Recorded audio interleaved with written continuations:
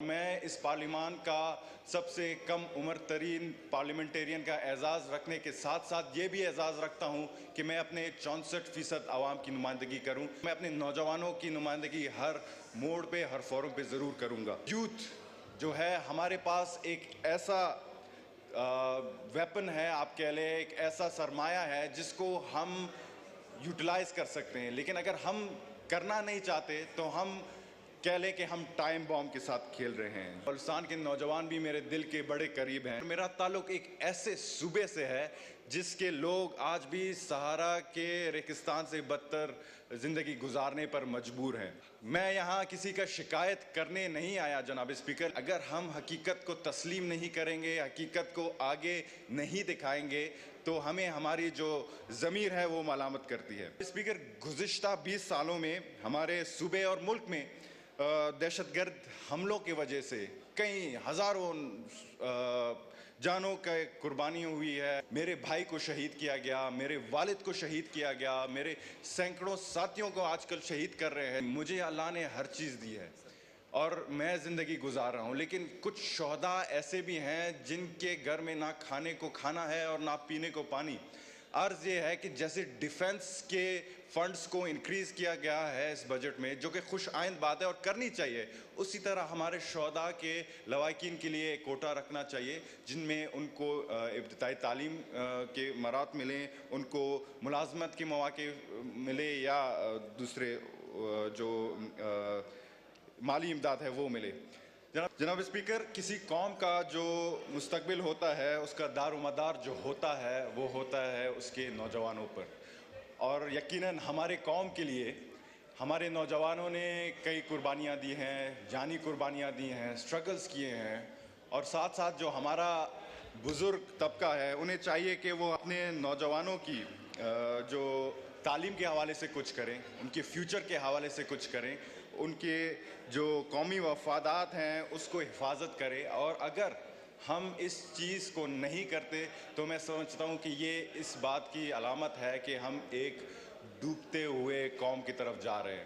جناب اسپیکر، ہمارا جو پاپولیشن ہے آج کا پاکستان کا 64% 30 سال سے کم نوجوانوں پر مشتمل ہے.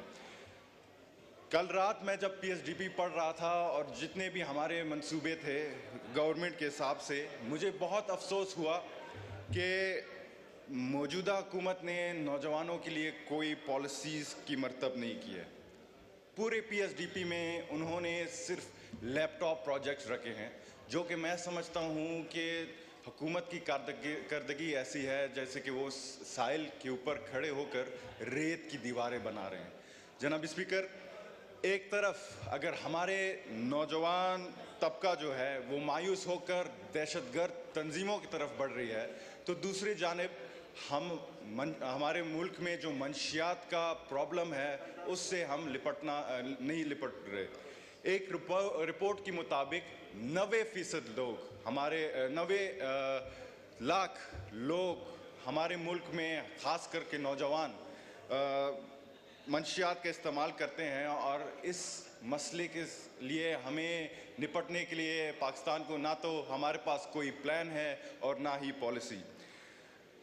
اور دوسری طرف جو کہ یہ بے روزگار جذباتی ناراض نوجوان ہے، میں سمجھتا ہوں کہ یہ دہشت گرد تنظیموں کے لیے ریکروٹمنٹ کا آسانی طریقہ ہے، کیونکہ وہ جذباتی نعروں میں آ کر اور کچھ کیا کہتے ہیں انسینٹیوز کے لیے ملک دشمن عناصر کے ساتھ کھڑے ہو جاتے ہیں. تو خدا را جناب اسپیکر، مجھے پتہ نہیں کہ اس حکومت کے بعد کوئی کہاں ہو، لیکن ہمیں اسی ملک میں رہنا ہے، اور میں اس پارلیمان کا سب سے کم عمر ترین پارلیمنٹیرین کا اعزاز رکھنے کے ساتھ ساتھ یہ بھی اعزاز رکھتا ہوں کہ میں اپنے 64% عوام کی نمائندگی کروں. تو میں اپنے نوجوانوں کی نمائندگی ہر موڑ پہ ہر فورم پہ ضرور کروں گا.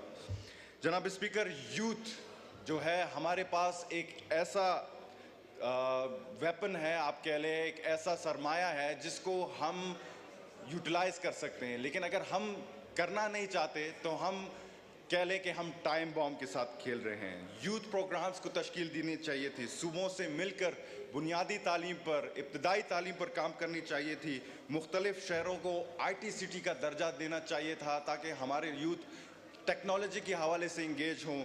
جناب اسپیکر, میں ایک خود پروفیشنل فٹ بالر رہ چکا ہوں, ایک سپورٹس مین رہ چکا ہوں, اور مجھے پتہ ہے کہ جب سپورٹس مین ایک سٹیج تک پہنچتا ہے تو اسے کتنی سٹرگل کی ضرورت ہوتی ہے. لیکن افسوس کے ساتھ کہنا پڑ رہا ہے کہ اس بجٹ میں سپورٹ جیسے بنیادی شعبوں کو حکومت نے مکمل نظر انداز کر دیا ہے, اور بجائے کہ وہ روایتی طور پر کچھ رکھتے انہوں نے کچھ نہیں رکھا. تو لہٰذا اس پر غور کریں کہ prime minister youth sports initiatives ہونی چاہیے تھی, سپورٹس اسکالرشپ پہ کام کرنا چاہیے تھا, اسکل ڈیولپمنٹ میں کام کرنی چاہیے تھی. جناب اسپیکر, یہ ہوئے وفاق کی باتیں. کچھ میں بلوچستان کے حوالے سے بات کرنا چاہتا ہوں کہ کیونکہ بلوچستان کے نوجوان بھی میرے دل کے بڑے قریب ہیں. جناب اسپیکر, میرا تعلق ایک ایسے صوبے سے ہے جس کے لوگ آج بھی صحارا کے ریگستان سے بدتر زندگی گزارنے پر مجبور ہیں. میں یہاں کسی کا شکایت کرنے نہیں آیا جناب اسپیکر, لیکن اگر ہم حقیقت کو تسلیم نہیں کریں گے, حقیقت کو آگے نہیں دکھائیں گے, تو ہمیں ہماری جو ضمیر ہے وہ ملامت کرتی ہے.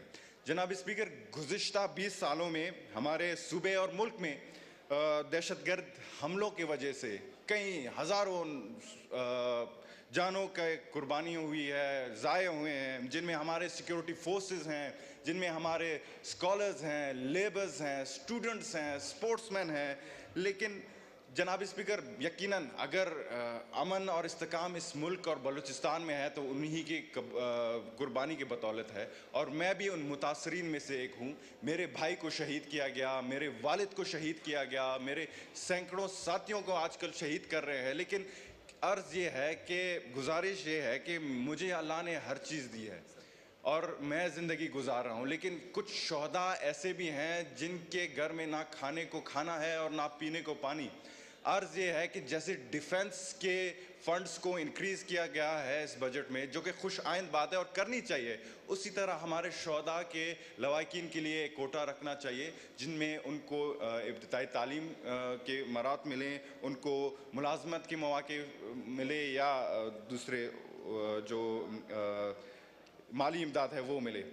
جناب اسپیکر, بڑھتے ہیں بلوچستان میں تعلیم کی صورتحال کے حوالے سے, اور میں خصوصاً اس پہ توجہ چاہوں گا کیونکہ فیڈرل میں ہمارے کچھ ایسے اسکیمز پھنسے ہوئے ہیں جو کہ خوش آئند بات ہے. جناب اسپیکر, 5 سال, آج سے 5 سال پہلے جب میرے والد شہید سراج رحسانی کو ملک دشمن عناصر نے ان کے 300 سے زائد ساتھیوں سمیت شہید کیا, تو میں اس وقت تھائی لینڈ میں اعلیٰ تعلیم حاصل کر رہا تھا. تو جب میں واپس لوٹا تو میرے سامنے 2 آپشنز تھے. پہلا آپشن تھا کہ میں چپ کر کے بیٹھوں, دوسرا آپشن یہ تھا کہ میں ان کا بدلہ لوں. اس میں یہ تھا کہ بندوق اٹھا کے پہاڑوں کا رخ کروں, ریاست کے ساتھ لڑوں, یا کسی کے بہکاوے میں آ کر کچھ کروں. اگر میں دوسرا آپشن چوز کرتا تو یقیناً میرے اقوام کے نوجوان بھی میرے ساتھ بندوق تھام کے میرے ساتھ کھڑے ہوتے. لیکن ہم نے یہ فیصلہ کیا کہ ہم تیسرا آپشن بنائیں گے. تیسرا آپشن یہ تھا کہ ہم پولیٹکس میں آ کے سیاسی عمل کا مظاہرہ کرتے ہوئے اس پارلیمان میں پہنچیں گے, اپنے لوگوں کی نمائندگی کریں گے. اس کی جناب اسپیکر 2 وجہ تھی. پہلا وجہ یہ تھا تعلیم, دوسرا وجہ یہ تھا کہ ہماری شہید رانی محترمہ بے نظیر بھٹو صاحبہ نے ہمیں یہ سکھایا تھا کہ democracy is the best revenge. جناب اسپیکر, میں چاہوں گا کہ وفاق سے ہمارے لیے دانش سکولز, خاص کر کوئٹہ میں, کیونکہ میرا عمر 25 سال کا ہے, میرا جو حلقہ انتخاب ہے سریاب, 25 سال میں مجھے نہیں لگتا کہ ادھر ایجوکیشن امپروومنٹ ہوئی ہے. 14,000 سکولز ہیں, ان 14,000 سکولز میں 55% کے عمارات تباہ ہیں, واش رومز نہیں ہیں, سٹاف شارٹیجز ہیں. تو خدا را آپ مجھے بتائیں کہ اگر ہم اپنے بچوں اور بچیوں کو ان سکولز میں بیچیں گے, یا تو وہ دہشت گردی کی طرف جائیں گے یا تو منشیات کی طرف جائیں گے. جناب اسپیکر, بلوچستان میں صحت کی بھی بڑی مسئلے ہیں. میں اکثر لوگ ابتدائی طبی امداد نہ ملنے سے موت کی کنویں میں داخل ہوتے ہیں.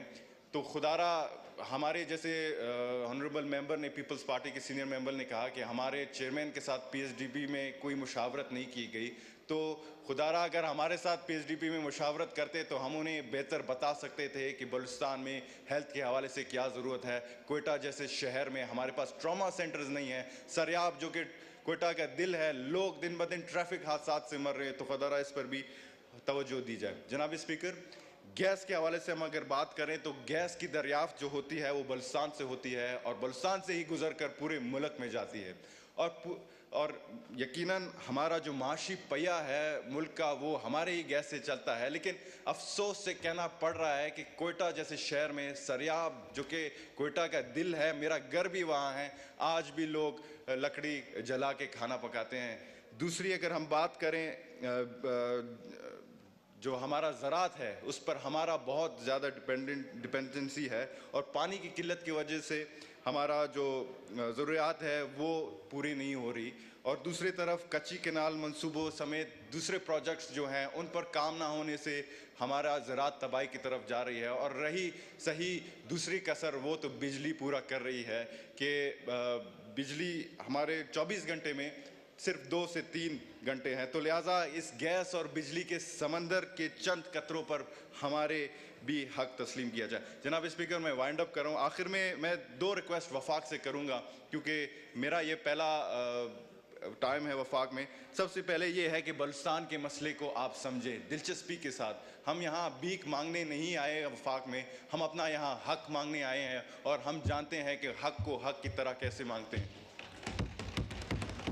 جناب اسپیکر، جو بلوچستان کا مسئلہ ہے انٹرلنکڈ ہے، انٹینگلڈ ہے، خواہ وہ یوتھ کے حوالے سے ہو، لا اینڈ آرڈر سچویشن ہو، انفراسٹرکچر ہو، ایجوکیشن ہو، لیکن یہ سب ایک طرف لیڈ کر رہی ہیں جو کہ ہے کرپشن۔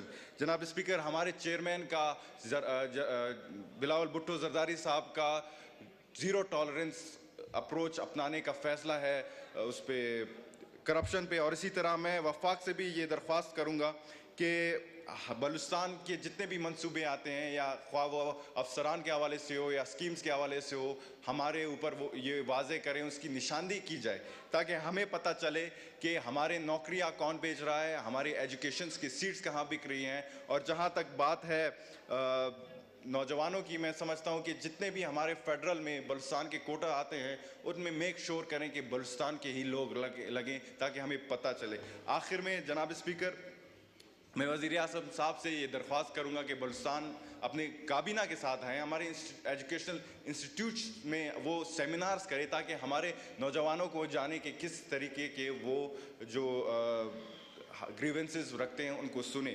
اور میں چاہوں گا کہ درخواست کروں گا کہ اس قوم کے بچے بھی وزیر اعظم کے اپنے بچے ہیں، ان کو بھی حمزہ کی طرح ٹریٹ کرے تو بہتر ہوگا، ورنہ یہ قوم ہمیں کبھی معاف نہیں کرے گی۔ اور قوم اور ہمارے جتنے بھی پارلیمنٹیرین یہاں بیٹھے ہیں عمر میں شاید ہی مجھ سے بڑے ہوں گے، لیکن ان کو میں ایک بات ضرور کہوں گا کہ conflict is a normal phenomena. Conflict brings positive change, be it societal, be it economical, be it political, but we must avoid violence at all costs. تو امید ہے کہ وہ میری بھی رہنمائی فرمائیں گے. اور آخر میں جب محترمہ بینظیر بھٹو شہید ہوئے تھے، آصف ہمارے صدر صاحب آصف علی زرداری صاحب نے ایک نعرہ بلند کی تھی پاکستان کپے کا، وہ میں نعرہ دہرانا چاہوں گا لیکن اپنے زبان میں، کہ پاکستان ننائے بلوچستان ننائے نن بلوچستان، پاکستان زندہ باد. بہت شکریہ.